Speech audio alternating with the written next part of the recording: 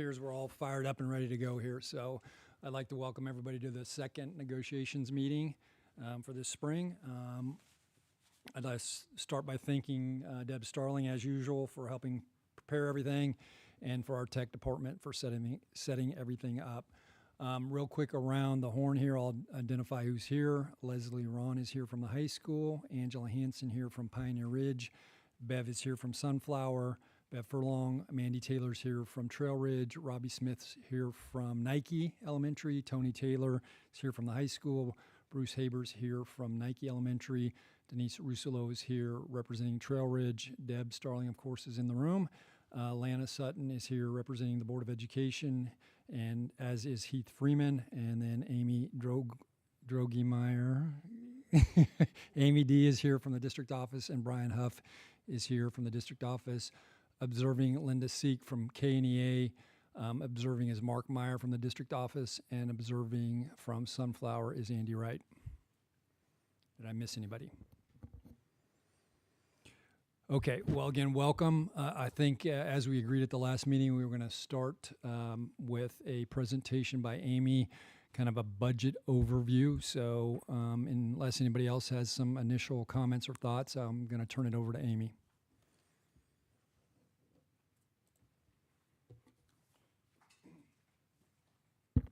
All right, good afternoon. Everyone should have a copy that's in the room of the slides that we're going to review today. So we're going to talk a little bit about the budget. We're going to start with how we're doing so far this year, and then we'll look at our projections for next year with a few reminders and a few benchmark types of things in there. So I'll just get started. This year, we are expected to receive approximately $110 million in total for the district in our revenues, or our receipts. This would be from state aid, local contributions, federal aid, all of those things. But the thing to keep in mind, that's the entirety of it. That's not always stuff that we get to spend on the things that we want to spend it on. So if we look at that, we would call this our operating budget. And so our operating budget is the next slide. So of that $110.8 million, this 72.7 is what we call operating. The other is restricted. It would be child nutrition, state aid that has to go for repay back to the state for like cost of living, special assessment, those types of things. The CAPERS contribution is included in there. And then local taxes, which would be like bond and interest and the capital outlay piece. And then paid meals are also part of those receipts. So that's the part that are specifically designated of that $110 million that we really can't touch. So the part that we can touch is this $72.7 million. That's this particular school year. And you can see those breakdowns of where those are coming from. That is up 2.4% over last year's revenues. But our restricted did go down a little bit just for a variety of reasons. Again, those are things we can't spend on salaries and staffing and those types of things. So we don't consider those as part of our operating budget. If we look at that operating budget, that $72 million, this is how it is comprised in our budget this year. 84% of it goes to payroll, primarily salaries, but also our district's paid benefit, and then the payroll taxes that are the responsibility of the employer to pay on our behalves. So that is actually up 4.6% this year of what we're spending over the previous year. So that's where we were able to add money to the salary schedule last year. These include new positions, those types of things that would be included in that money. And again, this is this year. The non-payroll side of that is only 16%. These are your building budgets, our at-risk funds for those types of things, transportation, operations that's not in capital outlay, and then the administrative budgets like curriculum and the department budgets that are included in that. That's actually down 5.9% this year. We've made a lot of strides in finding those dollars that either are duplicative or they're just not necessary anymore. So that's a really big kudos to our entire staff, not just administrative, but our building staff as well, to make sure that we're working with what we have. So because our whole priority is to put that money into our people. As you can see, that's our biggest expense. That's our biggest value. So one other thing I wanted to look at was FTE for this year compared to the prior year. So you can see the budgeted amounts broken out by the different employee classifications. Also, the additional things that we include in our payroll budget, like supplementals and stipends, the extra duty, substitutes, and then the leave payments. You can see also the FTE that are broken down there. This year, we're expecting salaries to be up 53.7 or to be $53.7 million, not up. I wish it was up $53 million, but that is at $53.7 million for the salary piece alone, which again equals that increase of that 4.6% that we talked about, the overall payroll part. The other part of that is our FTEs are down. We're down 1.9% over last year. So we're at 842.5 FTEs. As you know, a support person like a para or an aide, they don't count for a 1.0 FTE because they go on the 1,116-hour schedule. So it's a little wonkier there. So we don't count them as a full FTE in purposes of budgeting. So, but we are down. We are working, and right sizing is probably the right word, is if class sizes change or if sections need to be increased or decreased based on the number of students. Those are the movements that happen in there. Students that maybe no longer require services, we're able to, again, to really right size the district, and that's what represents that down 1.9% FTEs. So where are we year to date? Right now, and this is through the end of March, we are projected that we are going to spend $64.78 million on our payroll piece of this budget. We had originally budgeted 65.6% or $65.6 million. And we do feel like we're going to be slightly under budget, mostly because of unfilled classified positions and then the pieces that come with that. They're not also, that person's not taking benefits. We're not paying the payroll taxes on them. And then we actually have had lower projected substitute costs this year. It's not going to be significantly different, but it is going to be down a little bit from what we budgeted. And we did increase that rate of pay this year by, I think, $5, Mark? Yeah, $5 a day. And so we're pleased to see that, although that also means you're not getting all the subs that you need, and we understand that as well.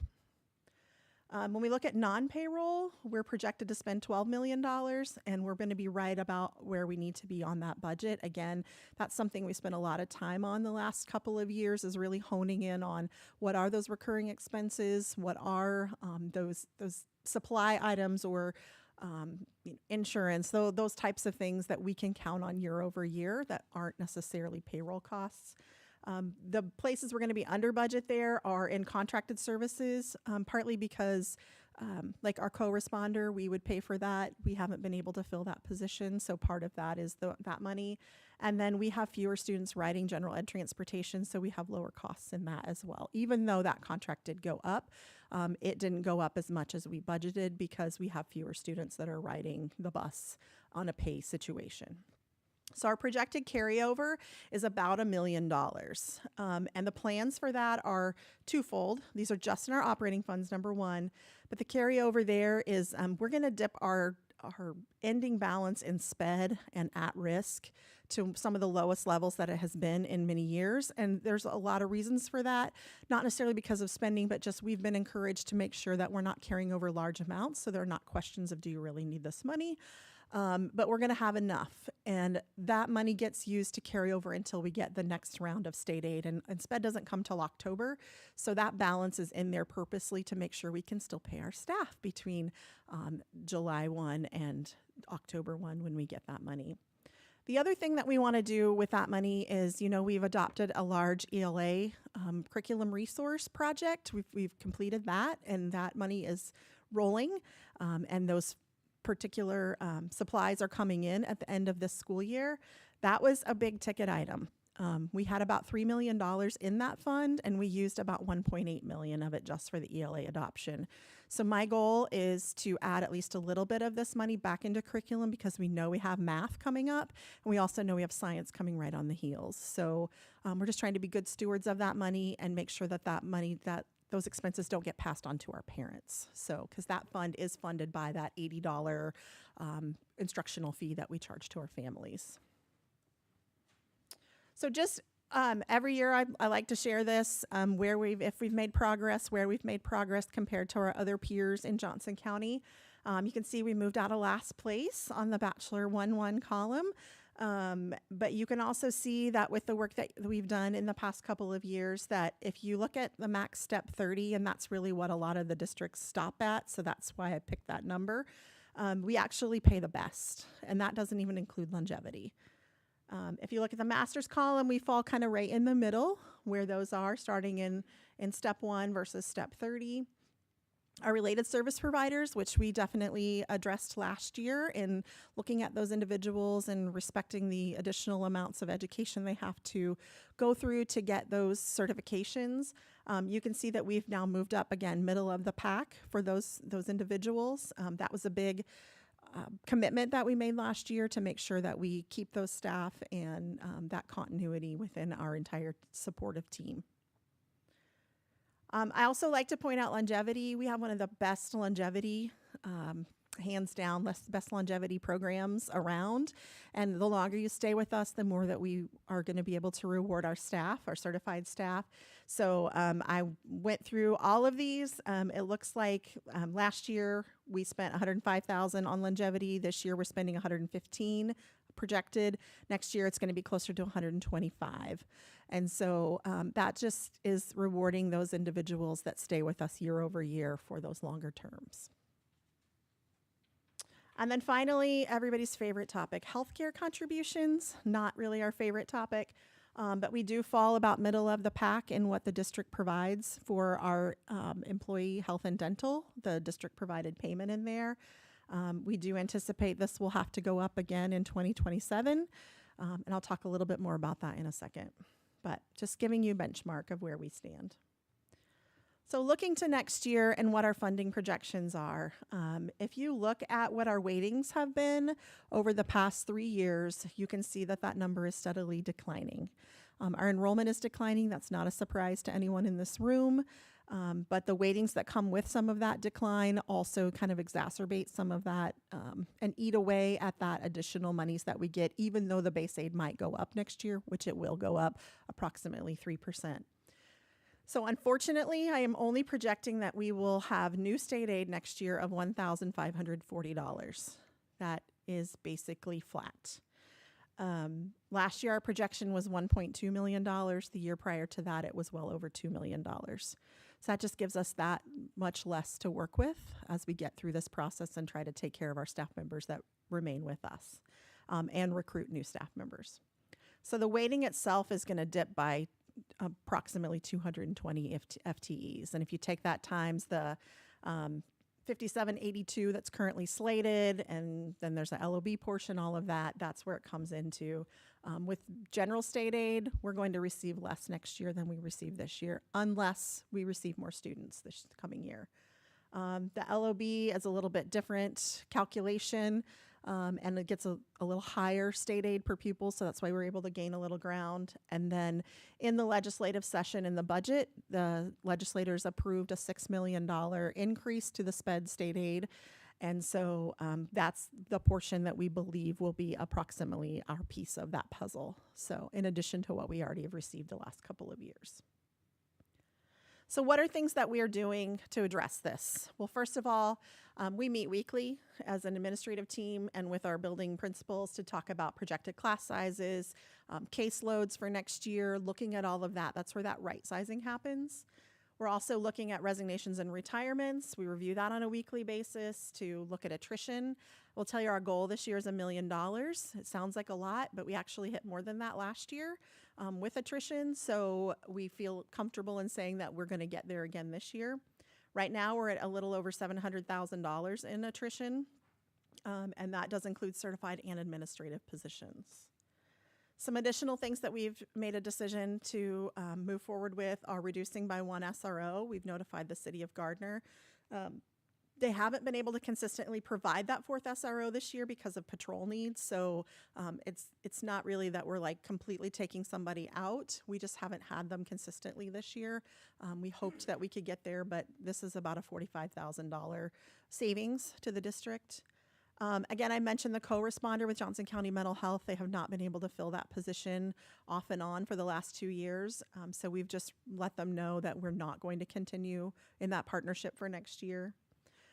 We are also planning to eliminate the hard-to-fill stipend for new sped hires. Everyone that's already here will be grandfathered in, but we feel like that turnover piece has really slowed down, and so offering that additional incentive and then adding that information that back into our like with our related service providers from last year is the direction we're going to go.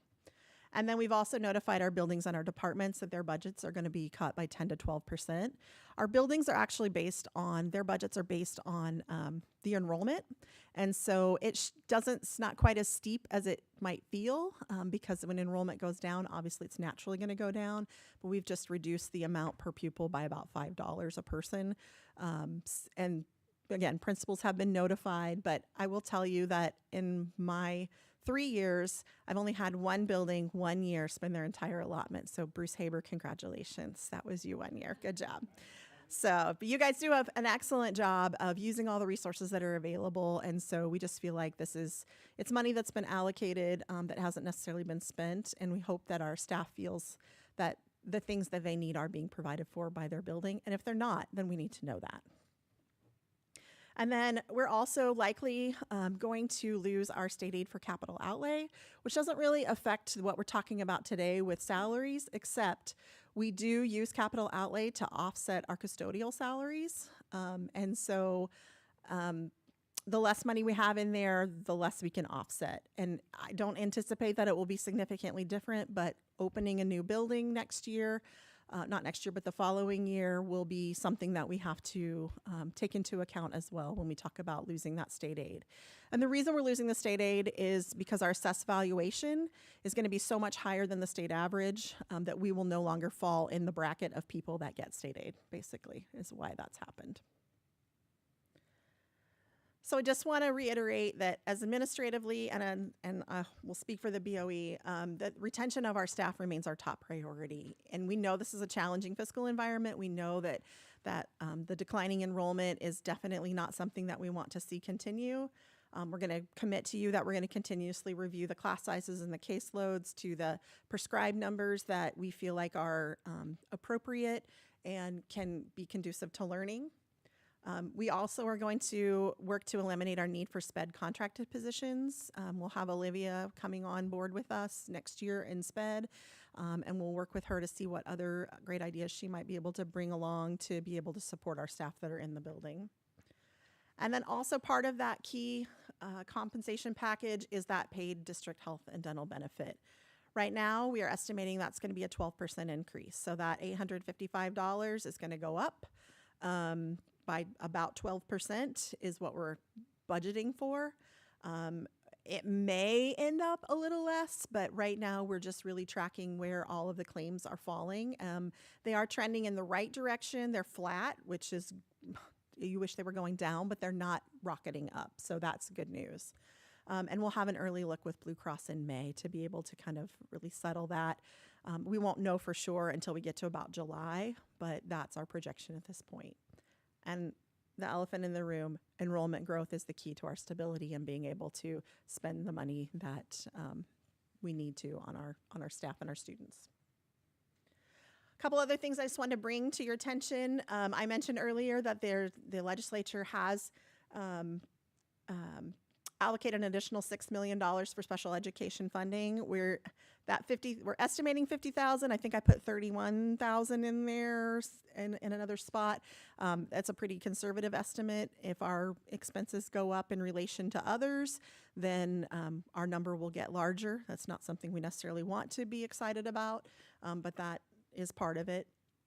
We also, the MHIT grant funding is down by $6 million. It went down 38%. I'm sure no one is, most of you have heard that Olathe has decided to discontinue part of that program, at least part of that program, and those individuals, they're not going to be participating in the MHIT program next year. We are committed to that. We really only have a total of little over about a 1.0 FTE, about $77,000 that we get in that grant. But we do expect that amount to go down next year as well, and that's been factored in. And then the last thing is kind of a wild card. And we're not really sure what to think of this yet or where this will go. But late in last week's session or the prior week's session with the legislature, they did approve a tax bill that is now on the governor's desk. It does limit the increase to our total revenue that we can assess, the mill levies, by the lower of 3% or the CPIU, which is the Consumer Price Index. There are no exceptions for valuation growth. There are no exceptions for new construction or for properties returning to the tax rolls from being tax abated, which we have several coming up in the next 3 years. So that's going to affect our levies for the LOB, for capital outlay, for bond, and cost of living. Cost of living factors in a state aid, but if we can't levy at all, then we can't.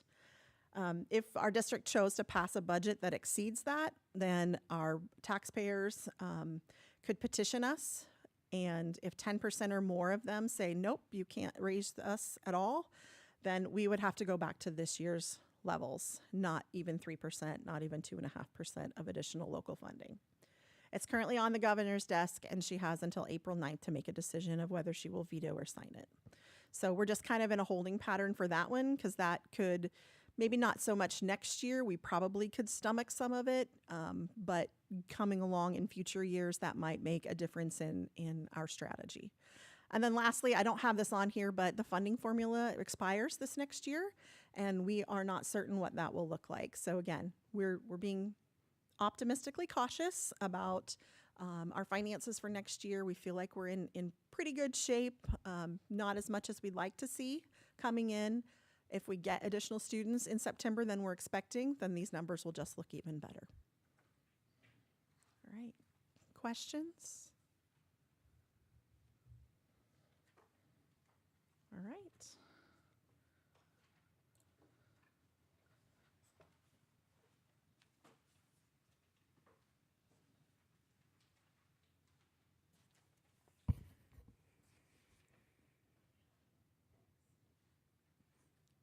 Okay, one more time. Any follow-up questions or thoughts?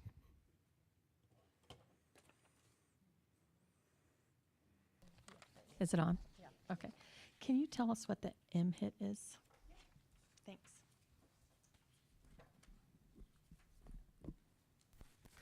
The MHIT is our mental health intervention team, and currently it pays for a portion of 2 of our social workers that work around the district to support our families and our students.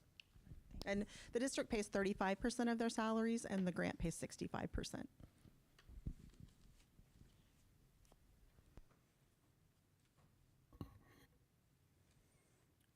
Other thoughts or questions?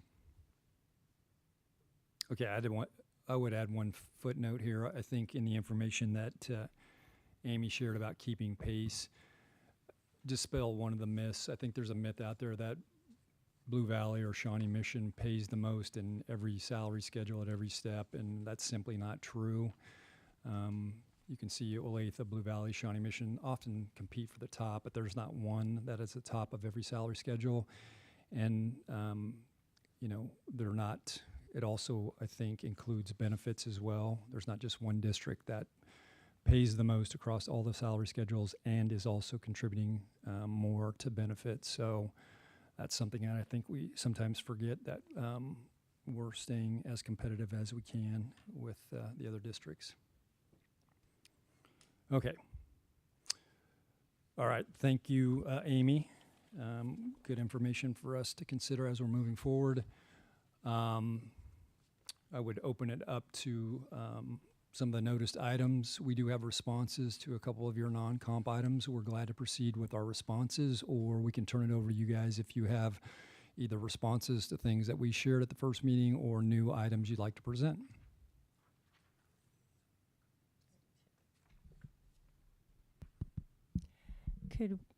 Am I on there? Oh, yeah. Could we caucus for about 20 minutes and then come back? Our group needs to visit. Sure, of All right. course. 20 minutes, so come back at 11:45. That'd be great. Thank you. Okay, thanks, guys.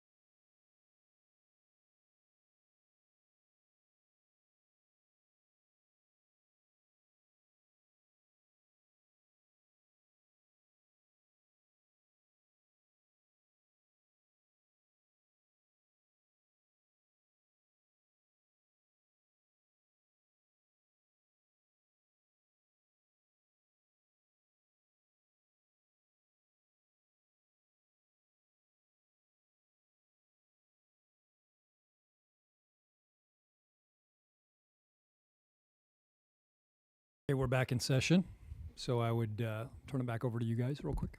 All right. So we just wanted to just preface the part where that was a lot of information. We appreciate the information. And so with all that information, we just wanted to make sure that we got our thoughts put together to ask some questions. Once again, we know some of these questions might be able to be answered immediately. Some of them might have to be answered at a later date. So we're not trying to put anybody on the spot, but these were just some things that we had thought about, and so we'd like to share. So one of the questions that we came up with is if you could let us know the percentage.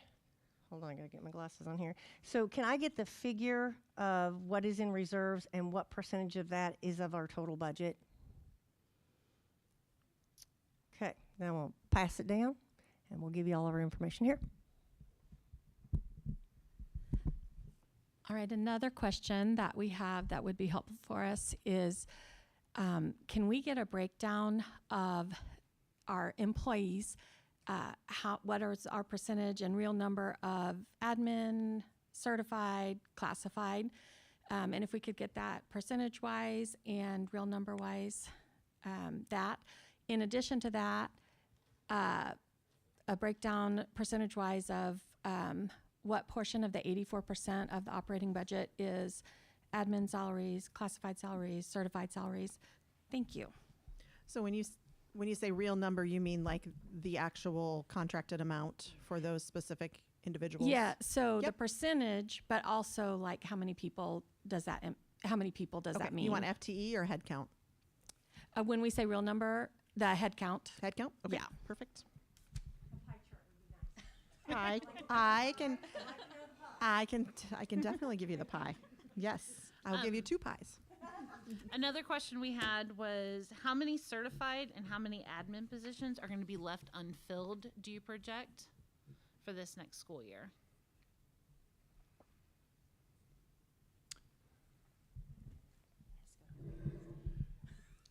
So ones that we have, just as clarification, ones that we have planned, but we don't plan to fill. So we never have of positions that we have planned that we plan not to fill. No. Sometimes we're unable to fill them because we can't find the proper person for the position. And actually, certified administrators, it's pretty rare. It's more of a classified issue. Does that make sense? So, and also I'll add to it, just so for the room, that if we have a certified position that's not filled, a certified teaching position or related services, that sort of thing, oftentimes we'll even go out and get that through an agency. Here, you know what? So we're looking for anticipated, like, reduction of staff members, those kind of things. Sorry, That a makes little more sense, clearer. yes. I can tell you right now that number is 8.8 FTE. 8.8. Thank you Yes. very much. We just looked at that. Oh my gosh, that's amazing. That'll be very helpful. Okay. And then the last question, and I think Robbie is going to piggyback off of this, is what percentage of the total custodial maintenance budget have you been taking from capital outlay? Because that was mentioned as a part of this last topic that you brought up. And do you anticipate that percentage will be flat next year, will be decreasing, or will be increasing?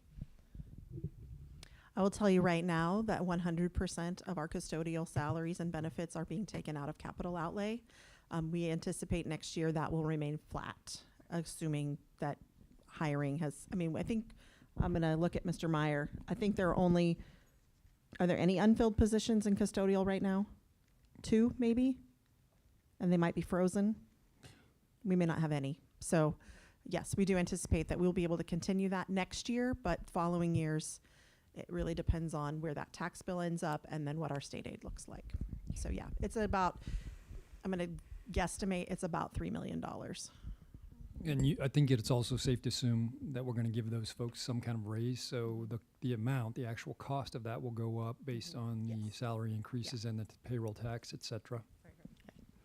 And then that other question goes back to that statement on the long-term loss of capital outlay. So you're saying that's probably 2 years down the road is the thought from that? We will lose the state aid next year, is my anticipation, just because it dipped so low this year. And then with our assessed valuation, what's come back already in the revaluation process with Johnson County, and you guys all got your statements in the last couple of weeks, we do anticipate that will be okay, except the wild card is that bill that is on the governor's desk right now, that we would not be able to levy the full 8 mills because our assessed valuation would go up so much that we're not quite sure where that falls. We'll be fine for next year. We do have some money in reserves for that. Because the other part of that question is, if that amount is going down, but our assessed valuation is going up, what is that difference going to be if the valuations are going up, but that amount goes down? Are we going to end up at what if level? things stay status quo, that should equal out. Okay. That should equal out, yes. But if the law that's currently on the bill that's currently on her desk does pass or gets overridden as a veto, that will be where we have to look at what that looks like. Sorry, go ahead. Well, I was just going to add, this is probably more than you're asking for, but capital outlay is protected when you have tax abated properties. And so that's why our assessed valuation as it relates to capital outlay is increasing pretty dramatically, because we do have a lot of properties that are coming on. I think all the warehouses as well as houses as well as other businesses. And so what Amy is getting at too is that if it's capped at 3% a year, we definitely outpace that assessed valuation at a greater pace than that, because we have so much building going on. Yeah, that current amount is trending at about 7 to 7.5% a year increase in assessed valuation for our capital outlay. So that's why we're saying that if this bill does not pass, this doesn't get signed into law, that should even out. The loss of state aid should be evened out. If it does, then we're going to have to do some additional calculations. And also reiterate, although we can touch capital for custodial salaries, we cannot touch that for teacher or administrative salaries. So somewhat limited what we can use for salaries. It's used for other things too. Okay. Well, I know that we have this information fairly readily available. Doesn't mean we can pull it together in 5 minutes, but do you guys want it? Go ahead, Amy. I will have it to you by tomorrow morning. Oh, that'd be fine. Does that work? Yeah, I have it all. I just need to get it in beautiful pie chart format for Yeah. Angela. Perfect, thank you. I need to get bake. I need to bake your pies. Okay. So that was my question, not tonight in this meeting, right? I can probably give you some of it, but I want to make sure that it's completely accurate. Once again, we knew what we were asking. We were not expecting for answers tonight. We just wanted to let you know what we needed to know Perfect. to make a better decision. You got it. Thank you. What else, guys? Any other items? Any other responses to ours? That's all we had. Okay. Well, I have a couple of responses to the items you presented last time we met. So a response to terms of art plan time. The BOE team respectfully declines GNEA's request to remove the word meeting from the phrase parent communication / meeting in the definition of plan time. We still believe meetings with parents are a reasonable and professionally appropriate part of plan time, and removing the word meeting is too broad. We look forward to your other ideas as it relates maybe to IEP meetings, but we can't support this request. Section 7, flex days. Our response to your submission and your proposal, we are comfortable with changing it from a minimum of 2 to a minimum of 2.5 flex days on an annual basis, as these are pretty well established work days, teacher work days that occur each year. We don't necessarily see the advantage of listing the days by name versus the specific date each year, but we don't have strong objections to that. We are not comfortable listing professional development flex days, i.e. the Monday, Tuesday before Thanksgiving.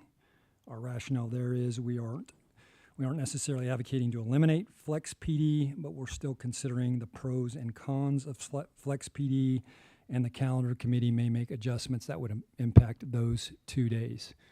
So again, not advocating for eliminating flex PD days, Just don't want them listed as you guys described.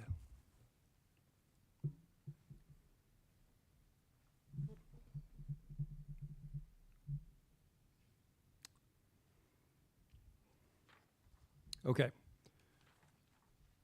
Any other kind of loose ends? Any other questions, concerns? Any requests from either team for additional data or information?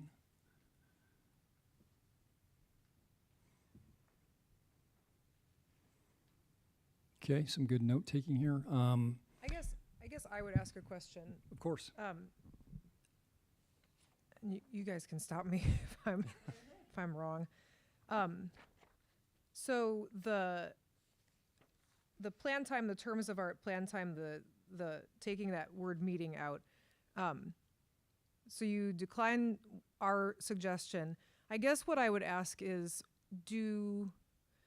does your team have a suggestion for how to eliminate the confusion regarding teachers,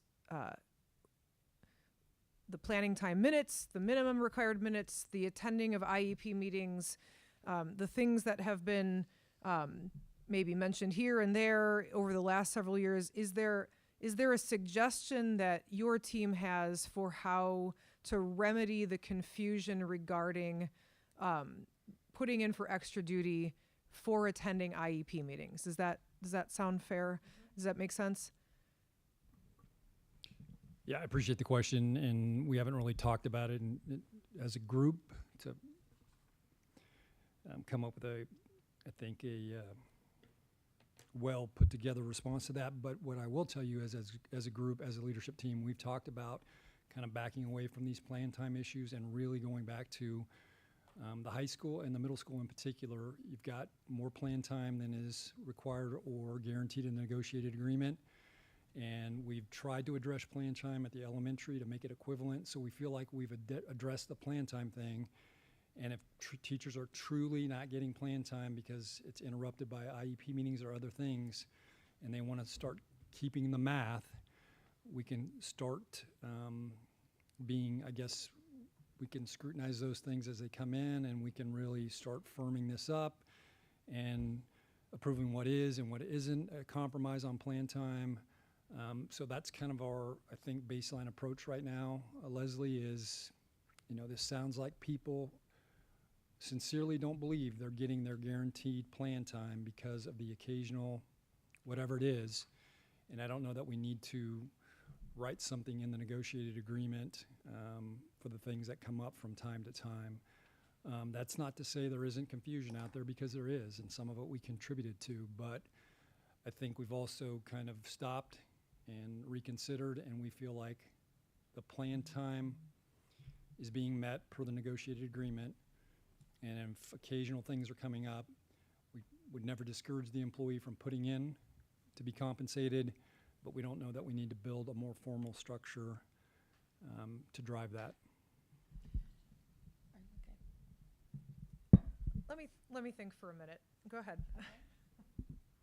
All right. So we have looked at plan time for many, many years, and we have put together in bits and pieces some ways to mediate some of the discrepancies between elementary and secondary, and to try and meet the needs. We have felt that elementary requests for plan time have calmed. We're not seeing that as frequently in the surveys. They're not talking about it as much. But in all those nuances of all the little things we did to try and meet those plan times or fix those plan times, we have created that confusion. And that is what we're trying to do right now, is just clarify some of those. So we've had 2 or 3 years ago, there was a discussion, and this is the way we agreed to address it. But then 2 or 3 years later, somebody like Bev Furlong, who's been here for 40 years, remembers, but somebody else doesn't. And then there's that confusion, because now we agreed we'd address it this way, but it gets lost over time. So we're just trying to codify some of the things that we had handshakes over and just try and get them all on one piece of paper so it's clear for everybody. So that's the purpose for trying to clear up some of that stuff. And Bev, what I was going to ask was that exact thing is within this room, it feels like we've talked about it and it feels like there was an understanding of what we're doing and it felt like there was an understanding that it felt pretty fair. So it feels like we can do this maybe in documentation outside of the negotiated agreement, but still make it very clear. I think part of the issue on that, which I'm not disagreeing with you, but when new people come in and we all leave, it's once again, it's like no one knows where to go to look for that at. And so all we're trying to do is just make some strong continuity so that whoever walks in, they understand A, B, and C. It's not, oh, well, 3 years ago we went blah, blah, blah, and 2 years ago we did blah, blah, blah. I think the biggest part is just providing some clarity. It's not like people are asking for anything more. That's not what we're asking for. We're just asking for that when someone calls up Angela Hansen and says, hey, do I get paid for blah, blah, blah, and it got declined, and I'm like going, oh, just a minute here, let me. So to me, I'm still here, and I understand that. But what happens when I'm no longer here and we have a new person sitting over here on this? They're like, well, I don't know, and you know. So all we're trying to do is just get some clarity. We're not asking for anything different. We're just saying that, hey, I can go to this document and say, oh, yeah, here we go, A, B, and C. This is what we need to do. That's what we're just looking for. And to add to that, I recognize that this is something that we noticed on our list. So, you know, we noticed it, so we're going to come with the proposals. I feel like the discrepancy right now is that we are not the ones that sign the timesheets. And a person who's trying to be honest and do their honest job will read the negotiated agreement and say, it says meeting, and this is a meeting, and so therefore this falls under the umbrella of plan time. But yet there is still a group of people who, not that they're being dishonest, but that they remembered doing something years past, who are going to say, but did you attend the meeting for more than your minimum required minutes? I guess what we're asking is,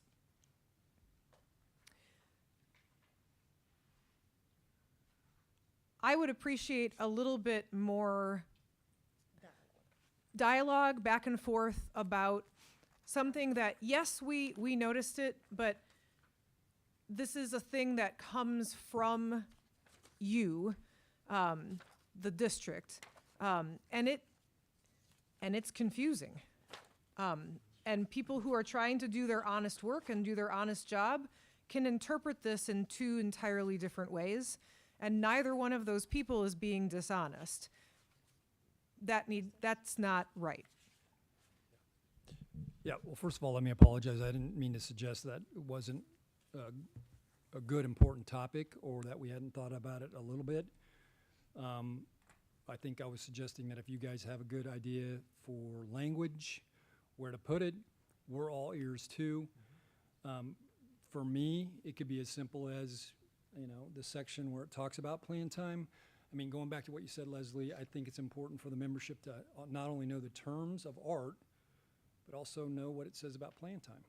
And so it could be as simple as, hey, if you were asked to participate in something that doesn't constitute plan time and it infringed on your guaranteed minutes for a week, put it through for extra duty. But an IEP meeting is a meeting. And, right? I mean, we're leaving the word meeting in, and an IEP meeting is a meeting with parents. And if I attend as a high school teacher 5 IEP meetings throughout the course of a week that are a half an hour to 45 minutes in length, I haven't been able to sit at my desk and grade papers and plan, but I have been in a meeting, and so I am following the terms of I'm not necessarily art. disagreeing with Okay. you, Leslie. I think we're talking about who wants to offer the recommendation or the suggestion or the language. And I just offered an option Okay. that doesn't sound like you guys would be supportive of, but we can we can either build off what you guys initially share, or we can go back to the drawing board. Again, I think our position is, if you're not getting your guaranteed minutes, then we've always been supportive of people putting in for extra duty. If we need language that helps people understand what that is, we need, you know, a list of examples. We're not opposed to that at all. We just haven't gotten to that point yet and haven't put it on paper ourselves. I think it's fair to say too that we'll never be at a place where we will be able to define 100% of the examples within the negotiated agreement. Does that make sense? That sometimes there's going to be a request from a staff member and an evaluation by administration and saying, "Oh yeah, you're right," or "Oh no, that was part of it." But it sounds like we're really stuck on the IEP meeting. And yeah, we're open to listening to language that might just more narrowly define than what the last proposal was. Okay. We got it. All right. Okay, other questions, thoughts, suggested things to think about? Yeah, so we appreciate the feedback on the things that we brought last time.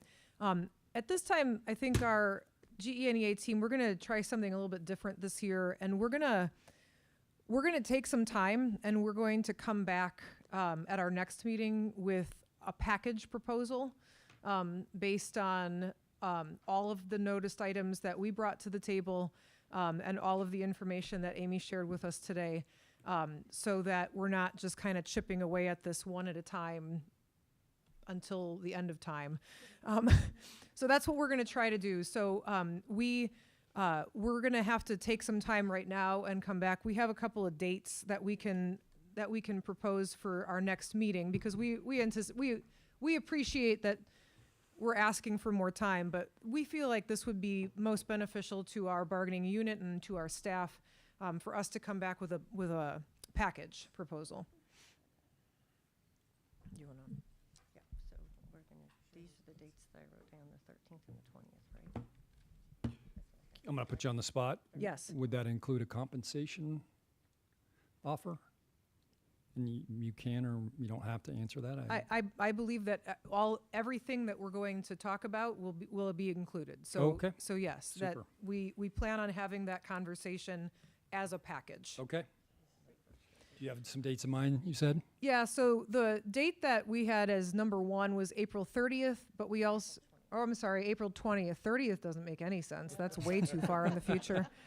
Sorry, I want it to be April 30th, but April 20th, and then we had another date of April 13th. No, that was our team meeting. April 20th. April 20th and what? Say the second date again. Sorry, April 13th was where we're going to get together. Okay, we can't come to that. We can't come to, yeah. No. You're not We'll invited, try, we're but no. sorry. Unless there's pie. You can come, but we like it a la mode, just so you know. So I'm sorry, the 20th, is that the date? That you was are- our date, yeah. And then we can talk about other dates, but that was, Date we're gonna throw out, yeah. 20th Monday. Board of Ed team. That's fine. So that's 2 weeks from today. Okay. So next meeting will be the 20th. Agenda items is, if the spirit moves us, we'll come with some ideas about plan time and missing for meetings. And you guys will share a whole package. Whole bunch of things. Together. Okay. I'll bring the pie, you bring the ice cream. Great. Okay. And to wrap things up, If you'd like. Amy's going to provide the data you've asked for by tomorrow at some point, and then we'll just do it back and forth if you need other things, or it's a little incomplete, or you have questions. It works. Okay, we'll thank everybody for your time, and we'll get back together in a couple weeks. All right, thank you. Good night.